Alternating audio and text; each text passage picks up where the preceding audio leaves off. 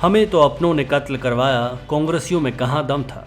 भाजपा की कश्ती भी वो डुबो रहे हैं जिनका जनाधार ही कम है। ये तुड़ा मुड़ा शेर इन दिनों कांगड़ा संसदीय क्षेत्र में खूब सुना रहे हैं। वजह यही है कि भाजपाइयों को ये लग रहा है कि उनकी बाजू मरोड़ने का काम भाजपाई ही कर रहे हैं और कांग्रेसी आराम से किनारे पर बैठकर आगामी लोकसभा चुनाव के लिए बाजू चढ़ा रहे हैं।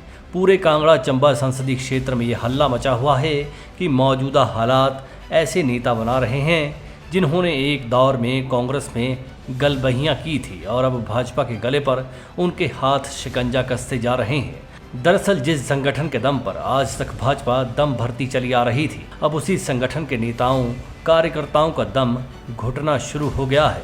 संगठन से जुड़े हुए ज़मीनी नेताओं के सवाल भी उन आसमानी नेताओं के खिलाफ हैं जो कभी ज़मीन पर कामयाब साबित ही नहीं हो पाए हैं। अब ताज़ा बवाल उन तमाम बासी सियासी मसलों को लेकर है जिन्हें भाजपा हाईकमान ने ताज़ा बनाए रखने में कोई कोर कसर बाकी नहीं रखी हुई है। एक साझा सवाल उठा हुआ है कि जो कभी कांग्रेसी थे, अब उनको एक के बाद एक करके असल भाजपाइयों के सिर पर बिठाया जा रहा है। अब जरा वो तथ्य सुनिए जिन्हें भाजपाई ऑफ द रिकॉर्ड बताते हुए ये कह रहे हैं कि अगर हालात पर काबू न पाया गया तो ऑन द रिकॉर्ड भाजपा की ही हार होना तय है। भाजपा संगठन के भीतर जिन संदिग्ध निष्ठाओं वाले नेताओं को अहम पदों पर बिठाया गया है, उनके खिलाफ असल गुस्सा भड़क उठा है। पूछा जा रहा है कि आज भाजपा ये क्यों भूल गई है कि सन 1998 में जब एक कांग्रेसी नेता ने रमेश चंद को लपेटे में ले लिया था, वो किस बिना पर उन्हें अहम सियासी सेज पर बिठा दिया गया था। क्या वजह है कि अब आगामी लोकसभा चुनाव में टिकट के लिए ऐसे नेताओं के नाम गिनवाए जा रहे हैं जो सियासत की गोदियां बदलने में माहिर हैं। कांगड़ा और चंबा जिलों में भाजपा को अपने अपने सुख दुख के सिपाही क्यों नजर नहीं आ रहे?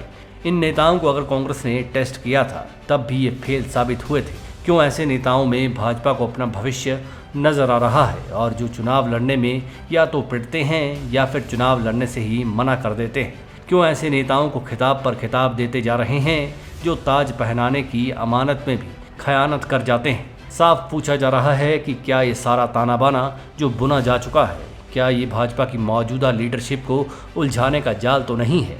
क्या इस ताने बाने में भाजपा का एक धड़ा जमीन पर बैठे आम भाजपा के कैडर के आत्मसम्मान से खड़े सिर को भी सियासी धड़ से अलग करने का कोई मंसूबा पाले हुए हैं? ऐसे में कांगड़ा चंबा जिलों के भगवा किलों में तगड़ी रिकॉर्ड गहराई वाली दरारें आ चुकी हैं। संगठन के तमाम शिल्पकारों को मौजूदा संगठन निर्माण में कलहकार ही अहम भूमिका में नजर आ रहे हैं। इस्तीफों की खबरें सियासत की कब्रों से मुर्दा मुद्दों को बाहर निकाल रही है। भाजपा का ज्वालामुखी भीतर से धधक रहा है। अगर वक्त रहते इसको ठंडा न करने के लिए कोई सियासी शांति हवन ना करवाया गया तो तय मानिए कि ये अगर लोकसभा चुनाव में फूटा तो इसका लावा हिमाचल भाजपा को झुलसा सकता है। साथ ही नरेंद्र मोदी की तीसरी बार पीएम बनने के सपने और हाल फिलहाल के राष्ट्रीय अध्यक्ष जेपी नड्डा के लिए भी सियासी तौर पर झुलसाने वाला साबित हो सकता है।